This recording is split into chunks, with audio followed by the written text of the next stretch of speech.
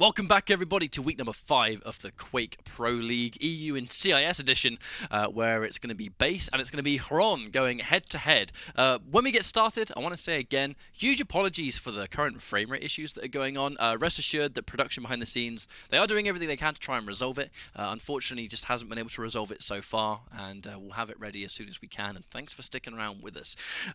But enough about that. We have got another game to go into. I think Xron versus Base is an exciting one because it's just two really successful players as of late. You know, Base has just been kind of really killing it in the Pro League, and we've already remarked week after week that Xron has been having some weeks now and performances now that are pretty much the best I think he's ever had. You know, he's looking better now than certainly back when he started, where he was always known for being a top-level player, but now he's really starting to reach that potential. So this matchup is maybe closer than some people would think, and also the champion selections are quite interesting too. We've seen a Keel in there from Base, which surprises me. You don't normally see Keel picked much at all, even though he's very map-specific, so interested to see what happens, but yeah.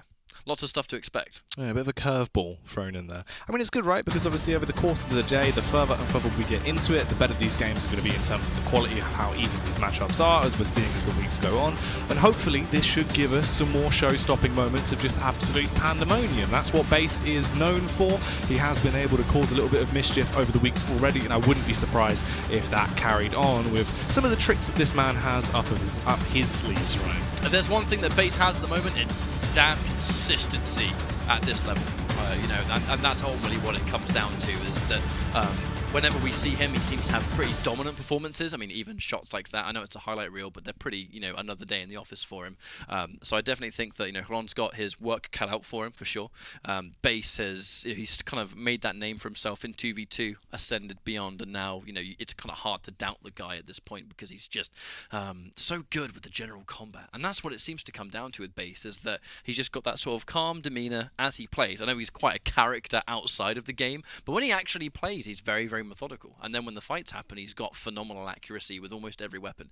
Now, Xron is, we've kind of talked about him to begin with, but I'm very interested to see how this guy handles the rest of the QPL, because ultimately he's had some really tidy results, but also he's had some not so tidy results, versus Kilson last week, a bit unfavourable for him, but he's also had some opponents where he's able to sort of like board and hold his own. So, he's happy to play the board. A man of many champions, this is one player that you can always expect to kind of go against the grain and pick these wild picks. We even saw a scale bearer in one of his replays, right? He's pretty much the scale bearer of EU and CIS at this point, so I'd love to see him use scale bearer a bit more, if it makes it past picks and bans. I think, he's the only person we've seen pick scale bearer, right? And there's been 2 picks so far over the course of the entire Quake Pro League, so even that alone is a big enough asterisk to just go, look, he is quite happy to play pretty much any champion inside of the hero, but like the champion pool that he's happy to work with. Like, he's very diverse compared to a lot of the other players we actually have, which is a really nice, underrated skill, I feel like, to have. Being that dynamic, especially now with the picks and bans that we actually have, right? It's a way bigger extra layer of just completely being thrown out of your element if you're not ready going into that ban phase. And, me and Zoot have been discussing it with the fact that it looks like over the course of the weeks, especially now, people are starting to realize how important it is to actually anti-strat your opponent in terms of who you need to ban to give yourself that edge.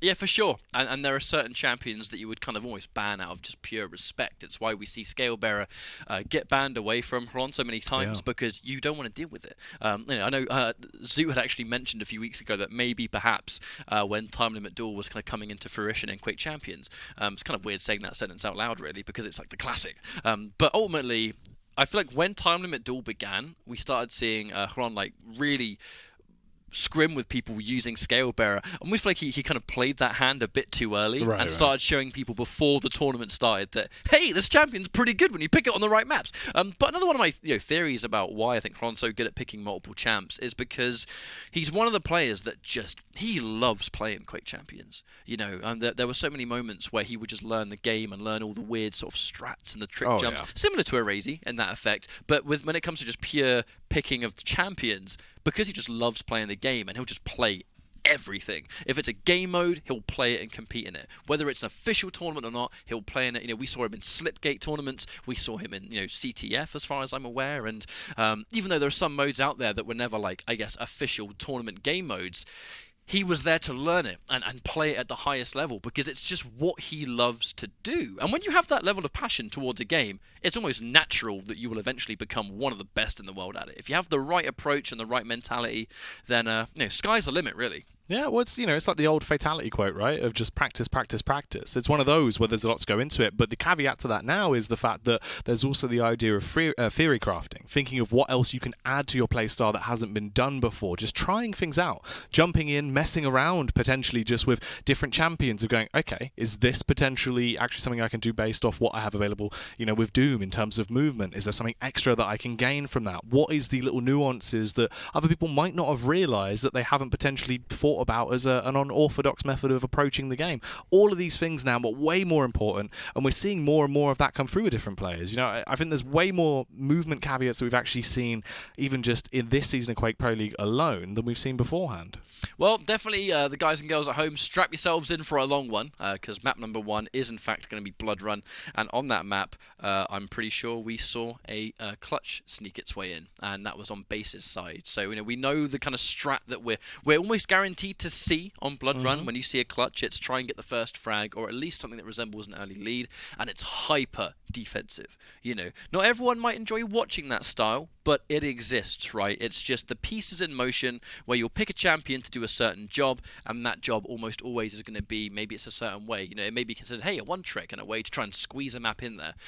But it's frustrating to deal with. But in a competitive setting, that's good, because if you are good at playing that style, not everyone can actually play clutch. I mentioned that when we saw Razy players, that not everyone actually has the means to play this champion at the highest level, because he's very tricky. Very, very tricky. Especially on a map like Blood Run, where there's so many little corridors. It's quite easy for this champion to accidentally catch himself on a wall or a door frame or something. But, Base, if he's CIS, right? CIS is invented this map in many, many ways. This is a map that those folks like to play in. Immediately getting in and out, a heavy to secure, but not a lot of weaponry, as the second objective is going to be that rocket. He's going to get some immediate damage on the tri-bolt. Ron's trying to chase him down and force the rocket away. To be honest, that was more using his stack as currency. Use your stack tactically to keep him away from the rocket, and now Base has been forced away. Will he now have a chance to, though? Wasted a lot of time. He hasn't really got time to go for the rocket without giving up this rotation, so he's going to stick around here first and see what he can land. But it's not too bad. In terms of the Arsenal base, he's got 2 out of the 3 on the trifecta, but he's most likely just going to carry on using this tri-bolt and the defensive playstyle he's been rocking with it, just firing him out. Oh, the predictive rail that comes across, though, actually shows that Xron is fired up, and he is looking hungry already. It is Shark Week, Ryan. I mean, he's going to pay a lot of respect to Base, and there's a reason I think every time you look at this, we can see the X-ray, right? Ron is as far away as can possibly be. You want to hit those entry rails first. If you're going to fight Clutch, especially now, he's going to have the shield wall. You have to wait for it. And if you're going to have a close range fight when he pops it, he needs to be weak. That needs to be more of an emergency exit rather than entry into free damage into a free frag. Because like I said at the start, the moment Base looks for that first frag, he's not going to play this game of trying to set up for a frag. He's going to look to run away for, the almost 8 minutes now. 1.5 minutes already gone down. No frags have gone yet because they have to play it so carefully. So much of this map gets decided by how it begins. This is one of the factors as well that you realise the more Quake you watch, there is so many different play styles that you can really appreciate of how these pros approach the game. And right here, I love this choice from Base. It's just so standoffish, both of them. That was a great choice from Base because you're so used to him just flying through the teleporter and being ready. Base going for the air dash, but actually doubling back, maybe trying to trick Ron, getting that sneaky rail. He even landed the shot. That was not a hard shot to hit at all, but wow. Not a hard shot, not an easy shot. That's what I tried to say. My God. The complete opposite of what I was talking about. That was a really good shot, but now, as the Mega's going to spawn, they trade. The aggression from Ron, but it doesn't work! But he misses the rail. Might be a saving grace. Hits another rail of his own. By all accounts, Ron should be dead right there. But he's alive. Barely, but he's alive. That is a dead man walking, Ryan. But he's been able to throw himself in a position now where he's basically negated anything that has just happened. We're nearly 3 minutes into the game, and no one has fallen. No one has been dragged down to the Nether Realm just yet. They're still alive and kicking, and they're going to start getting hungry. A little bit antsy, you might say, as the rockets are coming through. He's going to try and ward off. Here's Ron actually pushing the initiative, this time trying to hunt him down and chase him. Begins to back off though, Base. He's in a worse for wear position in terms of his stack. He does need to find something soon, or he can choose the opposite. Just chip away at Xron, keep continuously hitting him, putting those numbers up, and trying to punch him down as we hit the 3-minute mark. Now, Xron, he's actually being a lot more aggressive now because he knows that Base hasn't really got a lot of armor. You know, the moment Clutch doesn't have armor, it's much harder for him to play this game because you hit one of those rails and you're in a fantastic position to chase it down. It's not hard to hit this champion, but it is hard to chase him, and that's what makes him such a headache to fight. How many opportunities left? That's why Xron is actually placing around the map. Base hasn't had access to armor yet. It's been a long time since he's actually found anything. And I think Xron, he's going to try and keep this going. But now, this is where Base is going for something unorthodox. He doesn't want to kind of go into that rotation, run the circuit. He's finally going to get himself some armor.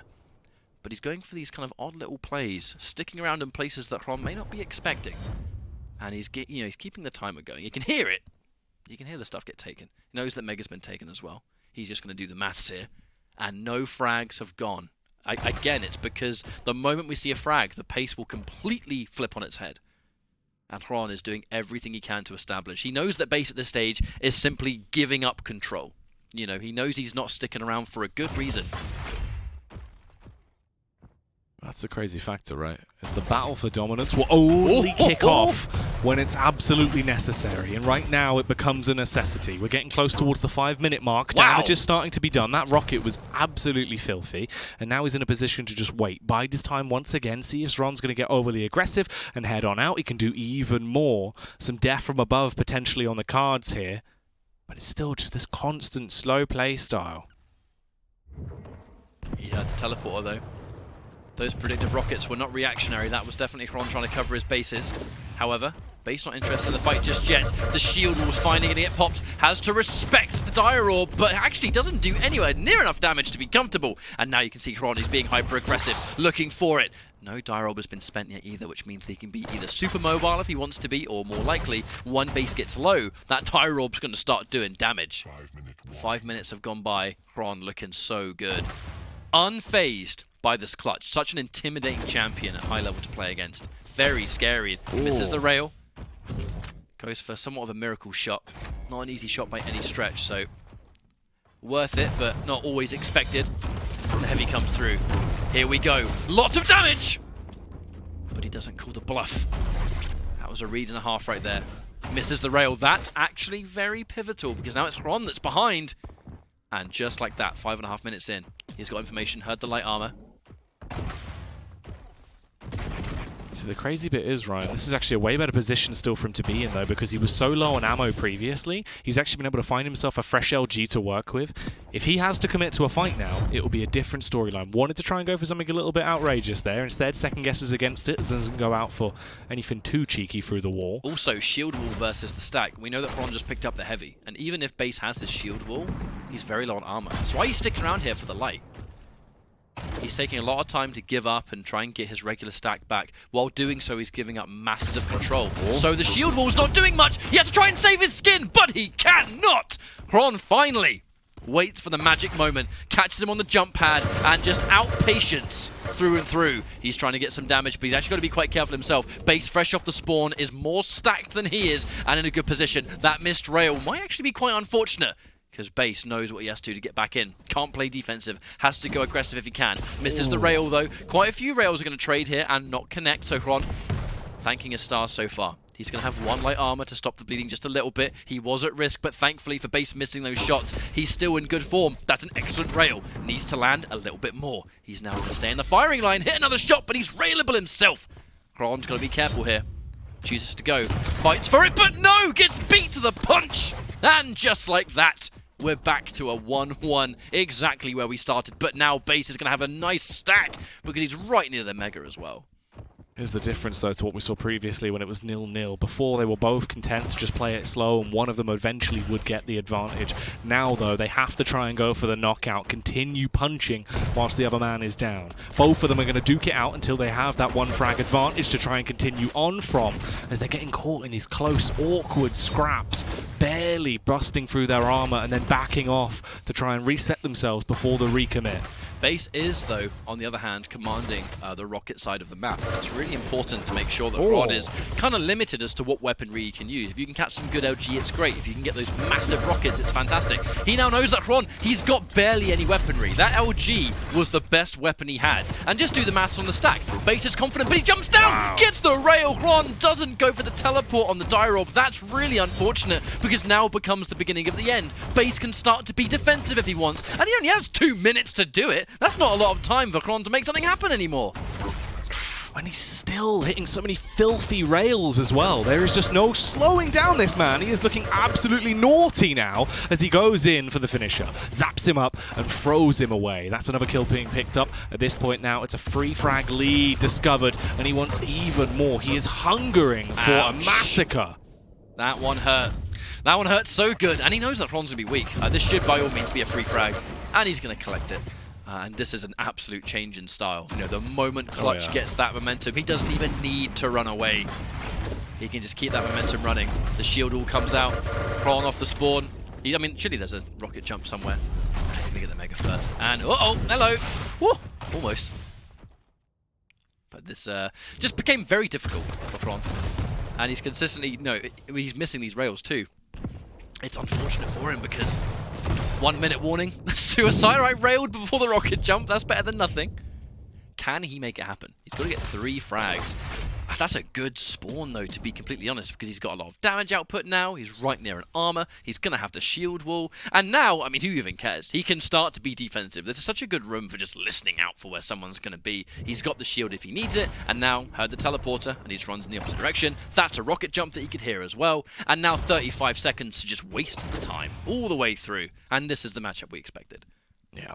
It plays to his strengths. He understands exactly how to approach it. There's no reason to overcommit and throw yourself into the unknown where you're basically being susceptible to these awkward fights. Instead, he played it so smart the entire time and was just able to win off the back of his raw understanding of the game.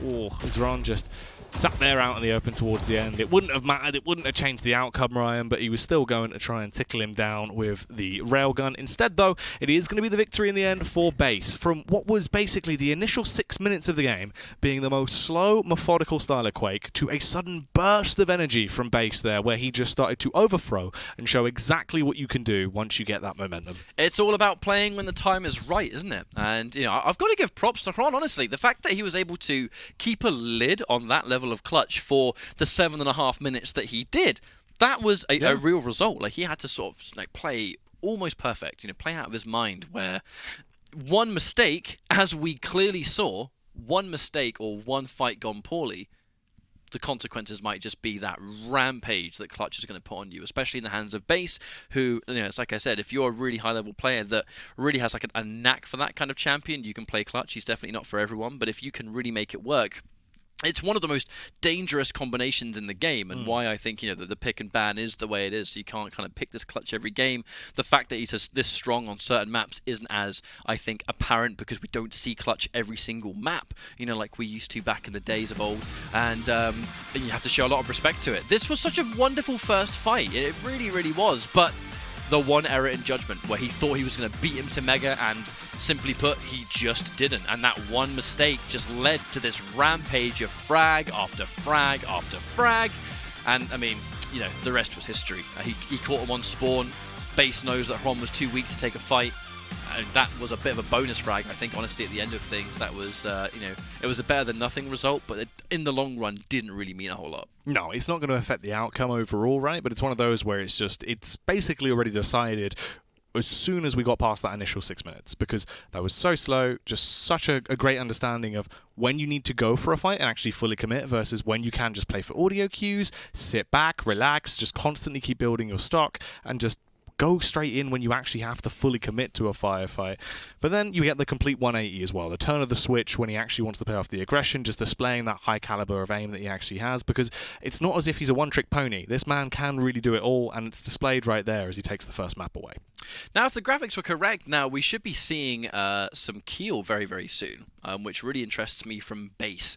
I always kind of would consider base to have been kind of like one of the premier Keels back when we started anyway, the days of 2v2 where base made that real name for himself in Champions in particular. He was always kind of like the dedicated damage dealer. But oh yeah, okay, so we are going into another pick. It's going to be Ruins now.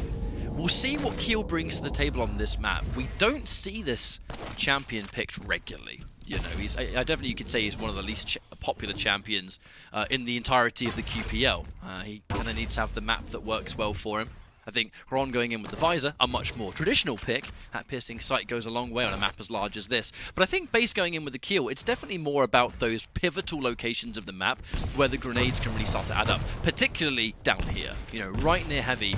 The stack combined with the fact that these grenades keep you kind of, pushed away a little bit, allowed base to collect a heavy, get away, and Xron had to respect the grenades, the spam that comes with them. It just kind of pushes you away a little bit, and I kind of think that's the real sort of main strategy we see here, similar to actually why you'd pick Clutch on this map. Well, a minute in, that's going to be the first use of the Visor. He gets the spot out, he knows exactly where he is, but again, it's the slow approach. Both of them just grinding to a halt as they don't want to overcommit and throw away any potential early game lead. As Ron is on the hunt. He is going to be the aggressor this time around as base plays the more defensive angle. It's a nice rocket at least, though, to deny the early push up. This is where it could get awkward. The continuous overface from Xron. He barely bounces above the rocket, but he doesn't fancy his chances of going for a third attack onto it. He does get the flick up, but he is going to come out worse for wear. Beaten down on by base, left fairly low in terms of his overall stack, has to immediately back out and dive out of there. He's taking a big risk sitting down there near heavy. I was just about to say it before I even had the chance down. Here comes base with a rail in hand, and he's ready. Xron caught horrendously out of position. And even though he's got this light armor, he's still railable at this health, so he's got to be very, very careful indeed. Wow. Spoke too soon. All it takes is one decent rocket, and that's it. Base now. Stopping there to get a little bit of free information. Sticks the ambush onto the rail. Xron's going to fall for it. I think the forbidden fruit, the rail just looked way too attractive, but that's the one thing base was looking for. This is not a great start for Xron here. Base, you really don't want to give him an inch because he will take a mile and keep on running with that until you physically stop him. And at this point, it's already started well. 2 frags picked up. He's looking to try and get himself a third as well. Ooh, a nice shot to actually deny the push and potentially slow things down. But Xron is the one that needs to take the initiative here, Ryan. He's got to try and get himself back on the mark. Yeah, in this position, it's more about understanding that base has this really good stack and just trying to get as much entry damage as you can. Fundamentally, you cannot let base take a fight on his terms because look at how many pineapples he's got stacked. He has so much damage output compared to what Xron can output that it's never going to be in his favor. And this is why fighting down for heavy, Xron got caught last time on the second frag with a free rail down near heavy when he was out of position. I don't think he's going to try and make that mistake again. The problem is, it's now way easier for base to kind of just bully himself into the heavy whenever he wants. Yeah, here they come. If he went down there, that would have been a very scary location. But hang on, he's done some damage though. It's better than nothing. And here comes that Mega. Tiny delay in between the heavy. And on this map, a small delay doesn't actually mean a complete trade. You can kind of beat them to it if you want. But in this case, he's going to get that information. It's a slow delay. He is at least, getting rid of the stack when he can. But the restock is always coming back through from base. Oh, this could be the game changer. This is where they actually start nipping at each other's heels. Xron, he went in for the early damage, although he's getting toyed with here. A rocket to the side is going to slow him down and leave both of them in a fairly low position, as they are in a bit of a predicament here. Spooks him off. He is going to retreat and try and get himself out of there. Gets the free Mega once again as he's claiming it each and every time. The armor's going to come up as well. He's got the angle in case there is a push. But Xron's repositioned Ryan. He doesn't go headstrong. And that was his issue at the very beginning, was these constant situations where Xron was giving himself to base, on a silver platter with the cherry on top. And I think that now he's been slowing the game down. He's not being as easy to, I suppose, pick out. Problem is, he's put himself behind in doing so at the very beginning. That unfavorable couple of minutes, now we're almost like dawning the 5-minute warning already, and base has 2 frags. And I mentioned this before, and I mention it again, that I really do think that in Time Limit Duel, champions like Keel, they have a really unique place in that they have those everlasting abilities, you know, just another piece of ammunition. In Keel's case, it's just the grenades, an extra weapon. I think in Time Limit Duel, even though it's not a big one-time payout ability like most of the champions, this extra piece of utility really allows them to shine in quite a unique way. And on this map, you know, the grenades, they're so dangerous. It's why, you know, since Ron got caught with that rail down here, he's very rarely been down here. He's now going to try and test his luck again. The rails are going to miss, which is going to give Ron a little bit of confidence here. But he's not going to push too far. He knows the heavy's going to get taken. What else can he establish? In this case, it's going to be the Mega. He knows he can beat him to it. He's going to spring the trap. A lot of misses coming out from base. And this actually is Ron's opening. And he's unable to completely punish. But he knows at this point, base is going to be weak. And that's now why base... Wow. Oh, what... I love that position. Absolutely adored that position. Knowing that Ron was going to chase it down, expecting base to try and move. But in that case, he actually had the last laugh. And now they're both pretty weak. And he's now definitely going to be railable, but Ron doesn't care. He hits the rail. Perfect shot. And exactly what he needed. Steals away the heavy. And now the objective is going to be to try and just heal up just a little bit. Fortunately, around here, there's plenty of the small health bubbles. And a nice rail to boot. We're not going to try and heal up just yet. We want to try and smell blood. We want to get some more damage on deck. Pineapple in retaliation. Going up to the 6-minute mark here now, though. Xron still one frag away before he ties this back up. Going to pop the visor. So he does get the vision across. Drops down, knows exactly where he is. Tries to bait him out with a rocket. The follow-up tag coming through off the back of the rail as well. Wants to gain some distance. Gets himself out of there. That's a bit of map control finally coming through as he gets himself the Mega now. He has got some firepower to play with. Could do with an extra bit of ammo for his LG, but... that'll only come back to bite him later on, potentially. Right now, it's more going to be the full frontal assault if he does go in. But it has to be on his terms, Ryan. Oh, the shot! Very actual crucial rail. If that rail missed, then very likely we might have seen base going for the kill. Speaking of which, it is going to be Hron going in for the kill instead. And now that heavy's going to spawn. Hron knows he's so close to it. Should be able to take it uncontested because base running around the right-hand side, there would have been no rail in his arsenal. So... I mean, what do you have to worry about? Nothing at all. It's now going to be 2-2, and I love this turnaround. I feel like it's kind of unfortunate. These grenades have not been serving as much of a purpose as they did at the very, very beginning. Part of that being that Xron is just showing more respect at those ranges, and he's just not put himself in harm's way as much. A lot of those positions at the start, Xron kind of did it to himself. But now, keeping him down again. He knows the heavy's going to get taken, so let's just try and trade out for the Mega once more.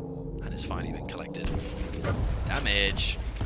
Yeah, it's a nice tag, a bit of a boop at least. Time is running out though. Both of them are tied up. They're 2-2 apiece. They don't have to overcommit to a fight if they don't want to, but they are still getting the tags across. The Mega is going to get stolen by base. Now he's just looking to try and bombard himself away, barely turning the corner there in the last few seconds. We're coming up close towards 8 minutes. This is getting rough here.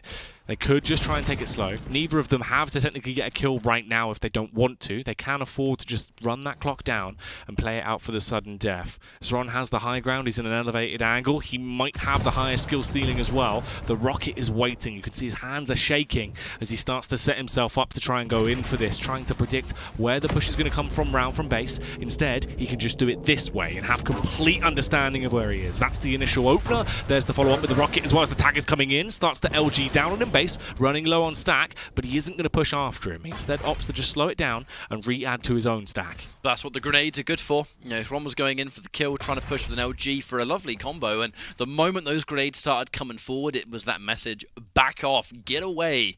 It's not going to be so free for you. Catch him trying to jump up towards Mega. Misses the rail, so okay. A little bit of breathing space, and this is still a very even Stevens game. And I feel like this might even come down to one frag at this rate. Looking for a shot. Gets it! What an angle to hit! And this should be a free kill. There's no way base is running away from that one. You know, the fullback of Kiel has slower movement speed than most. He is one of the slower champions, and I guess it's that payout, right? Damage versus mobility and size and all that balanced stuff. But right now, it's not going to be Hron's problem at all. He's going to be one frag in the lead. Tries to spring a trap. I think he's making his presence pretty well known with his fast movement, so maybe not. Hits another rail, looking really good. Misses the second, but base, without armor, he has to try and restack just a little bit. Going for it. Oh, wow. The perfect rockets! Absolutely loved the placement. What a shot and a half that was. Yeah, it's a huge way to do it. The nice early predictive spawn rockets, just going to be able to boop him up in the air and then smash him back down into the ground and absolutely squash him. Not too long left at all now, though. This is crunch time. If Base is going to be able to somehow get himself back in the game, he needs to do so right here. Let's see if he has an opportunity or if this will be taken away from them and tie it up 1-1. The vision's going to come back out. He has complete understanding of where he is. He should be able to annihilate him off the back of the lightning gun as well. Getting the tags across, now starts to just leaps and bound his way away. Doesn't want to give any potential chance of this one slipping out of his hands as he realizes that he's just got to survive for a few more seconds here to lock it down and take it through to a third and deciding map between both of them. That was fantastic play. You know, the second half onwards, I really feel like it was just a bit of awareness coming out from Ron. And, you know, there's no getting around the fact that Base, when he did actually manage to spring those traps, you have to put a lot of aim, you know, and a lot of faith, sorry, into your accuracy. And if you're not kind of hitting the pineapple damage combined with everything else, then Keel is a damage dealer and nothing more. You know, that's why you kind of see him on those smaller maps where his grenades are more consistently available. You know, for example, the next map actually we're going to be playing on is the Vale of Nath, you know, and I would have actually more expected to see Keel on Vale rather than on Ruins, purely because there's more parts of the map where those grenades and that sort of, like, I guess, chunkiness that he brings to the table is a bit more readily available and a bit more useful. Xron gave up those 2 frags at the very beginning because I guess he just didn't really show enough respect to how much damage was potentially going to come his way. And I mean, he got ambushed and caught with his pants down a couple of times. That second frag was just, you know, it was unfortunate really. He kind of just went straight for the spawn, saw the rail, and Base sprung the trap. That happened no more after that, and it was just Ron being a lot more careful, and that ultimately actually was what it just came down to. He was being a lot more careful, getting wonderful use out of that wall hack, and that was just the cherry on top. That was just no piercing sight needed at the end of the day for that one, and that's more, you know, Ron bringing it back, which he definitely needs to do. He's kind of sitting in the middle at the moment, as is Base, and you know, this is definitely a fight for those upper ranks right now. Yeah, if there's any time to start to wake up, right, this is exactly it. You take it 1-1, you deny the potential chance that this could actually be anywhere near a 3-0, you're stopping those points, but now you're even better in a position to potentially take the series here. You can go 2-1, you can really show that you can absolutely pack a punch.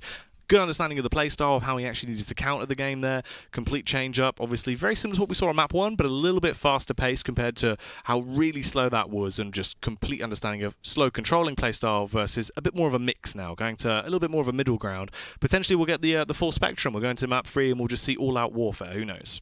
Yeah, I think we could see it, and if there's any map that will bring the pain, that's going to be Vale of Nath, isn't it? And it's just because the map is so small, and there's so many avenues to just spring the traps and get all the crazy stuff. And yeah, but it's for me personally one of the more exciting maps. I really love watching it. Champion pick, if memory serves me right, we should have I think it's Ison and BJ. So that's going to be more common. And you know, we are reaching a point in the league, aren't we, where champions are, they're not always going to be available on every single map, and they're not always going to be useful on every single map. I really am surprised, though, that we didn't see more potential of the Keel. I guess you had more opportunity to ban it out, but yeah, the opportunity of going for Keel on Vale would have just made a lot more sense, but you know, I'm never one to judge the decision-making of people that are in Pro League. You know, they're there for a reason, but either way, there's no time to reflect on it anymore. The map's done and dusted, and it's going to be, depending on how the turret versus the 2 guns. I've got 2 guns, mate. Well, the akimbo is always quite powerful, right? Oh, it is, especially on this map. It's a big favour of mine. It's also the fact that it can be used basically to deny. You can stop people from going for plays if you want to, just off the back of really spooking them a little bit. You know that if you've got that double rocket, you fire it out, it's like, all right, like, you know what, I'm not going to go and try and pressure towards the Mega. I'll just let it slide this time. Lots of different ways it can be used, but let's see how those ways are going to be when we delve back into the action now. Map 3, who is going to be walking away with the 2-1 win in the series, and who is going to be the loser? Excellent spawn, honestly, from Prawn. He's going to spawn near Rocket and LG, and if you're going to be trying to set up shop, I think 2 of the crucial weapons are pretty important. You know, the rail's not going to be as immediately important. Fresh off the spawn, if you're trying to set up with Ison, control the top. Going in with the rockets. I actually love Base positioning there, you know, going down the turret, sticking very intelligently on the left-hand side. I know he just died there, but kind of just making sure he had the escape route ready rather than just going straight down the hallway. But, you know, a point-blank encounter, looking for the rail, and the teleporter saving his skin, definitely in Base, expecting him to be more down there and almost getting completely ambushed by the teleport. That was a bit of a interesting one, Jackie. Yeah, I mean, talking of the fact that we said but maybe there could be a bit more aggression here, it's already started off that way, certainly. Xron, he's already got himself 2 kills. He wants even more, and they are showing no signs of the tempo dialing back here. Base goes back in, but goes straight down. Xron is giving it right now, Ryan. He's looking woken up, and he wants to send Base back to bed. Another kill comes through. I feel like as well, it's just the fact that Xron is being really patient, and Base definitely is not. He's just face-rolling around these corners and getting ambushed. If there's a weapon, he'll take it. If there's a pickup, he'll take it. And Xron is just waiting for it every single time. 1.5 minutes and 4 frags already gone. This one's a bit of a bloodbath. Uh-oh. Delay. Oh! Not punished very hard, though. The detour, information, he saw 2 streams. He knows he can have the dual wield available. The next time he presses the advantage now, there will be no dual wield to be had. 1 HP! My man is dead, and that's a trade. Who's going to get the favourable spawn? That's what I wonder. That is rough. The fact he gets away with that, he's going to be kicking himself a little bit there, but luckily enough, Xron still has that mass lead to play with. He's in a good position. He's grabbing each and everything he can get his hands on as well, as that stack just goes up and up and up. Base, it's the exact opposite. It just keeps on going down as he is dead once again. I feel like it's just going from bad to worse so far. It's been a game of combat so far, and right now, Xron has had much more of it. Going in for a nice little turret drop, actually, but he gets the ambush on Base, caught during downtime. Normally the point of no return, and the missed rail is going to seal his fate. Finally, Base gets something back up in this match, but that's 1 kill of many. Man's got a lot of work to do here. Ooh. The rail on the cross. Undoes some of the heavy, but needs a little bit more. Base, he's going to press it. Knows he has the stack, but he's got to be careful. 1 defensive rail is going to be it. Jumps down and... Okay, tries to cover his base. Still not convinced he knew which avenue Xron used to escape, actually. Did go in for the long-range teleporter, so he's going to be in a rail now. Now it's a game of, you know, Xron having a chance to stack back up, getting some of his base stack, you know, back to normal. And now he's got a lot of weapons too, so... See how this fight goes. Trying to pepper down some spam near. Yeah, a little bit of a shake. Maybe an error in movement there from Base. Not punished though, but he is going to eat some damage from the turret. That's definitely a wide-on rail right there. Oh! Wow. That was definitely... Here's the teleporter and just does the flick, but it doesn't matter! Sticking around the teleporter for too long. Tries to get the mega, but in this case, Xron takes it once more, and it's just going from better to even better. We'll see if he can get a 2-1. This would be a great result for him. You know, Xron has been climbing steadily, slowly but surely. And if he can get a 2-1 here, then absolutely, what a result for him. Yeah, I mean, it's definitely deserved. It looks like he could be going that way, as right now he's playing absolutely phenomenally. He's doing so much damage. All of the fights have been so well choreographed as well. He is scared a little bit into this one though, so he'll give himself some time to back off and readjust as he needs to scavenge HP and armor. Base does the same, putting himself into a much better position now to actually once again push his agenda and go back in for the fight, dropping out the turret, just waiting around, realizing that surely Base should be coming towards him. He has such a huge lead in the terms of the total tally, though, that in reality he doesn't even need to do more damage, but he certainly wants to prove that he can. Gets the openers out. That's the initiation into the firefight. No overcommit, but this could be the rail. Although he is spooked off, but he still lands it. Still dealing damage and deathly blows as he hits it. And that is Base done for. That was so well played from Xron, just picking all the most awkward of angles, using the turret just for information, right? The second it fires a shot, he knows the general angle he's likely to sit there. And it's just an extra piece of that all-important data that Xron continues to gather. And he's got such a sizable lead. Right now, it's at such an awkward angle. It's kind of tricky for Base to take out the turret, you know, where it's currently situated. There goes to the teleporter. Minimal damage to be punished, though. Okay, an unreturned rail. That's definitely a start. But he needs a lot more where that came from. We've only just hit the 5-minute warning. It's crazy to think that this much has happened in such a short space of time, but that's the nature of it. Gets caught during his momentum. Gonna have to concede that mega. Oh, no, actually. Base opting to run down instead. Looked a little bit like a dual wield was popped. Ooh. Dual wield to secure mega, but then you're swiftly hit by a rail to just undo the damage. That's actually a lot of resources gone with not much gain. The all-important click. The click heard all around the world. No one likes hearing that, signifying that he's out of ammo. He's got to run around and get some more rockets. Tries to swap again. And it's just consistently, finally, we get some rockets in the tank and we're ready to fight some more. 2 rails missed. Actually, would have been 1 dead Base if he hit its mark. Unfortunately, he didn't. Well, fortunately for base, depending on which way you look at it. But he's ambushing the telefrag out of nowhere. What a play. I wonder if he can get something off this. Yeah, it's a good way to at least try and get yourself somewhat back in the game. If you can build from it, it could be even better, although he's taking heavy hits as soon as this one starts. There's the rocket straight to the face, though. He's going to fire it out, blow up the turret, give himself now an open path to play with. Looks to try and do some rail work of his own, but it's not really as effective. He is incredibly low. He does land one. There's the follow-up with a rapid adjustment there, a quick flick, and another F added. Yeah, both players sticking with the rail at that close range was just very bold and ballsy on both sides. You know, they both put a lot of confidence in their ability to hit the shot. Base was just a little bit quicker. By no means can we count him out. And he's going in with the dual wield to try and seal the deal. He's very weak, and he just gets sneezed on with the dual wield, and he is deleted. Okay. He knows he picked a trap last time. Took too long to get the heavy. This time, playing no games. And he's slowly but surely making a comeback here. And oh, the tri-bolt says no thank you, sir. Oh my word. He just took one little peek around the corner and just all three right in the eyeballs. It's not what you want. It's not the ideal scenario at all. It could get even worse as well. The all-out confrontation. That's going to be the trade coming through. Base, he kills himself as he does then finally take down Xron with a late rocket as well. At this point, it's 9-5. And things are just getting rough. Base, he's still got time. He's still got the momentum as well. If he wants to come back into it, it can be done, but it's going to get worse for him. Xron finds himself the 10th kill. And this man is just looking fired up right now. I mean, these unfavorable positions, they're certainly doing nothing to stray away from the confidence, but it's not doing much now for Base. As unfortunately, the frags just go against him now. Running out of time, and we're in danger territory. LG's just, beautiful stuff to combo off that rocket perfectly. And there's a significant difference here. He's just trying to be as aggressive as possible. Base knows he has to mount some pressure. He has to just try and get that snowball effect. He's running out of time. And that's why he's just running around so willy-nilly on the map now. He has nothing else to lose except for the map itself. He's got to try something at this stage. 8 minutes. Time is running out, but he's trying to go for the rails. Instead, though, it's going to be the double lightning gun that comes through. This could just be so easy to melt him straight down.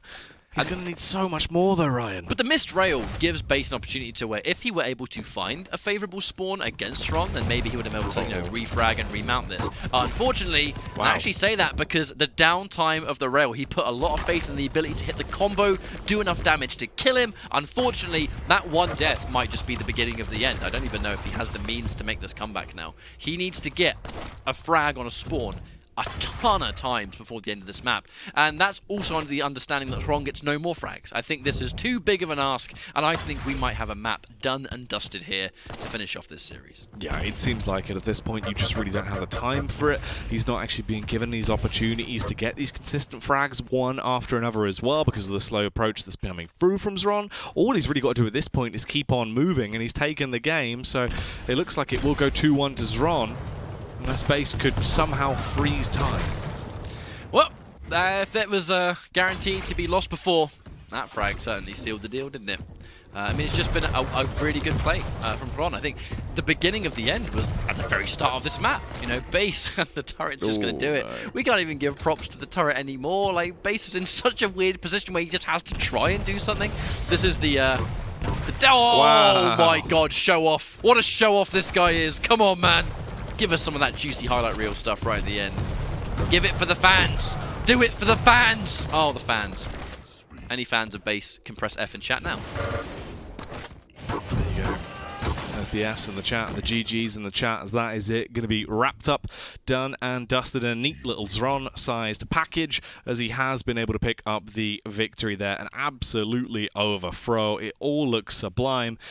The difference of the series overall in terms of the way the maps were played, that one was by far the fastest and most aggressive. We saw a whole different side from Xron, the side that we wanted to see, just the raw brute force side that started to come out. But I feel like Base was being a bit too, I mean, he was being too aggressive at the very beginning. You know, we saw a couple of frags. It was explosive, like straight off the starting line. Almost like, you know, Base was just zipping around corners. Xron is just sitting there patiently, got a rocket in hand, waits for him to go into the rocket room and just bam, bam, bam. And that was, you know, about 2 or 3 fragged at the very beginning that went the same way. The problem is, so many frags went in such a short space of time that way that it just allowed momentum. You know, and the further the clock goes down and the more frags you can see, the bigger the divide gets and the more pressure you understandably must feel, you know, to try and make something happen.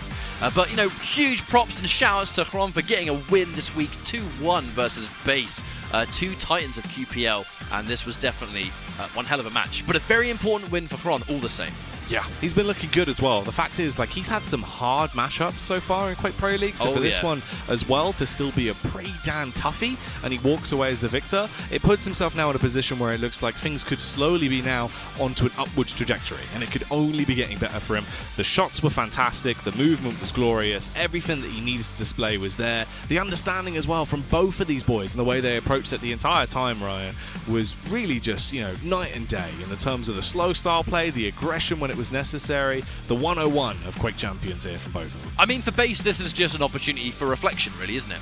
This is just the kind of matchup where, okay, look, didn't go in his favour this week, wasn't one-sided. A 2-1 is a 2-1 at the end of the day. Both players walk away with points in some variety, and it's what do you do with the information that you gathered from one of the weeks. There are so many weeks left to go. Base is one of the top contenders here in the QPL, and you know, there's just an opportunity to reflect and see what to address as the future weeks come. But if you're Xron, this is a great turn of momentum. You know, the battle for the high mid-level that we're currently seeing with these guys, neither of these players are at the very top of that pyramid, but wins and points in any capacity, especially against each other when they're both highly respectable opponents. It's just momentum, if anything, and something they can both walk away with saying, hey, we did well, and we're still doing well to avoid relegation, so only upward from here. Yeah, that's the thing. There's potential to do better, but there's also the potential that you could stay in a very similar position, or at the very least, you're safe from relegation. You don't have to worry about the people that are coming up from Challenger that are looking pretty damn fierce, that you're not going to fall into a position where you are struggling and really more in a mental mindset where you're like, right, look, I have to win this or this could be over for me, versus just thinking I have to play to win here and just win purely because I want to try and get myself into those upper echelons and out of the middle of the pack. It's the difference of mindset that also could be playing tricks on them. Absolutely, and you know, it's just one of our series done and finished once more, but we have the main match of EU and CIS, the rematch of the rematch in the QPL. It's going to be the champ, Kilson, going up against the King, Cooler. We have that match going up and ready to go. Thanks for sticking with us so far. This is the Quake Pro League, and we're going to go away for a quick break. See you in a bit.